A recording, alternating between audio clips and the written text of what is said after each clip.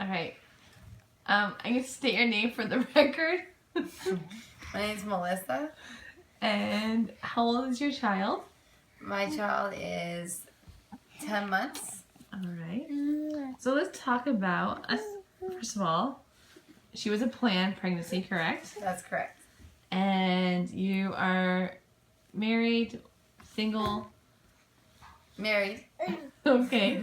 And how long did you wait until after you were married to have a child? We waited about 6 months and then decided to try. And then boom, it happened? And then once we started trying, it happened right away. Oh, awesome. Okay, how was your pregnancy? I would say the first trimester was really rough, but then after the first trimester, it was a pretty easy pregnancy. What made it rough? I had very bad food aversions and nausea. Okay. And did you find out the sex? I did. All right. And during the birth of the child, that one, Emma, was it like a C-section? Was there any complications? So I had a planned C-section. And how come you had a planned C-section? Because Emma was breached. Okay. And we tried to do a version and to turn her, but she did not turn. So I had to go at that point and schedule at 39 weeks a C-section. Okay. And how much did Emma weigh and all those fun facts when she was born? Emma weighed 6 pounds, 7 ounces, and she was born at 2:28 p.m. And she was 19 inches. 19 inches. She's 18 and a half. I'm pretty sure she was 19 inches. Alright, you're the mother, you would know. Okay. And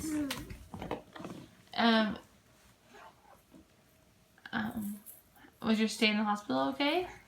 Staying in the hospital was good. We were there for like 4 or 5 days. And I got lucky and got to come home the day before Thanksgiving. And the hospital was a little stressful as far as Emma wasn't gaining weight. And I had planned to exclusively breastfeed. And in the hospital, I was told to give formula. And at the time, I thought that was the worst news ever. But it ended up being okay.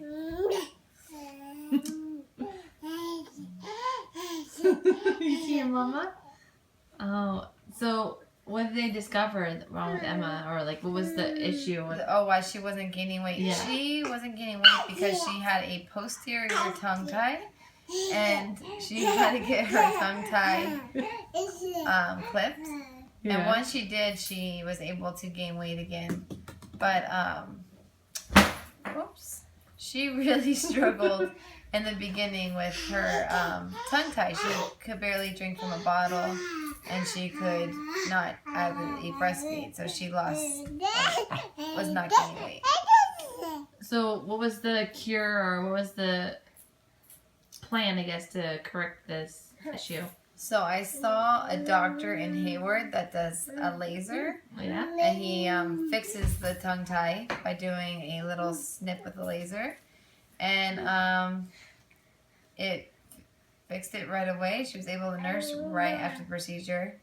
And it was not a bad procedure. The worst part about the procedure was the fact that we had to do tongue exercises every 4 hours for like 6 weeks.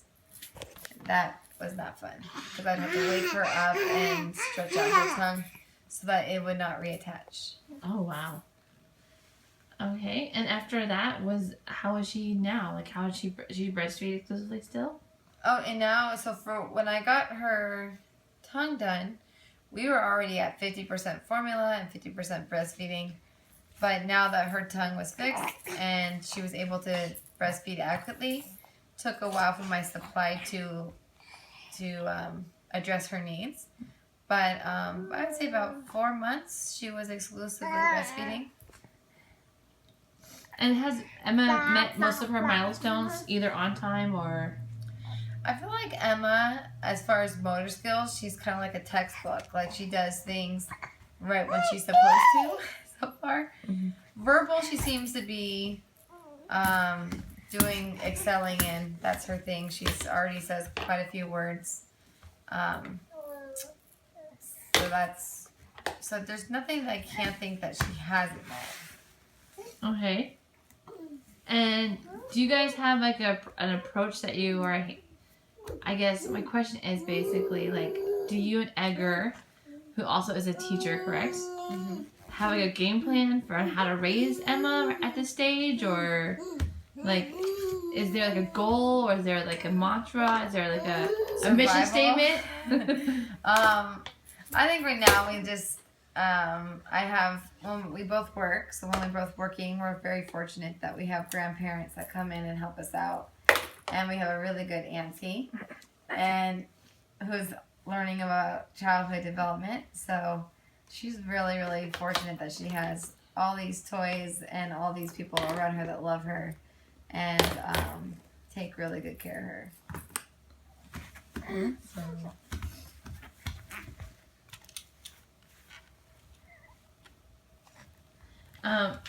Are you still breastfeeding, Emma? We are still breastfeeding, and she's eating solids, and I'm very lucky because she does so far seem not to be a picky eater. She eats almost anything I give her. What are her favorites? Jeez, I feel like she likes almost everything. What does she not like, I guess, is the question then. It's questionable, but because she has eaten it, and then she goes through, I would say peaches are not her favorite. What is the hardest part of motherhood, I guess, for you currently? I guess it will eventually always change, but like at this stage or baby stage.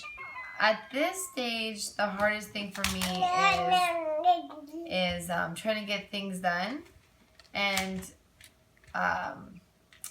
even though I have lots of help, she sometimes just wants me or cries if I'm not giving her attention.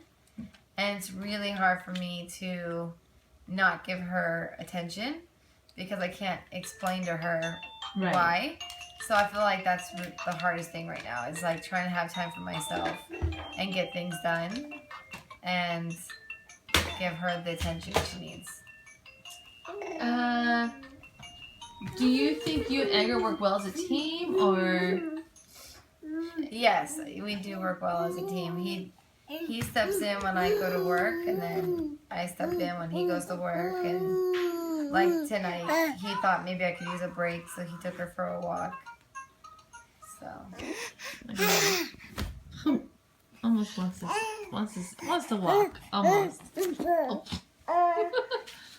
My God, you're crazy. All right, I'm trying to think of other questions to ask you. Can you tell us what Emma's ethnicity is? Well, her father's from Mexico, so she's half Mexican. And then she's got some German, Swedish, and Italian in her. Do you plan on raising her bilingual? Because Edgar speaks Spanish, right? Yeah, my husband speaks Spanish, so the plan is to try to get her to learn Spanish. So he tries to talk to her in Spanish. That's not always easy because in the household he's the only one that understands it. So, but he tries to speak to her in Spanish. We buy some Spanish books. She goes and see her abuela and abuelo, and they only speak to her in Spanish. So hopefully, I mean, the goal would be for her to be bilingual, but I just hope she can maybe. Is that a strong desire? Well, it's hard because I'm not the one to teach her because I don't know it myself. So, but it's always been a goal for myself to learn Spanish. So, it's definitely, I think for him, it's a strong. Awesome. And what are your hopes and for Emma? That was the first. She's putting the toys in. You're just taking them out. My hopes and dreams for Emma. My hopes and dreams that she just becomes a, really nice, sweet, kind, passionate person that finds something in her life that she loves to do and really excels in anything or everything she wants to. All right. Well, thank you, Melissa, for the interview. All right.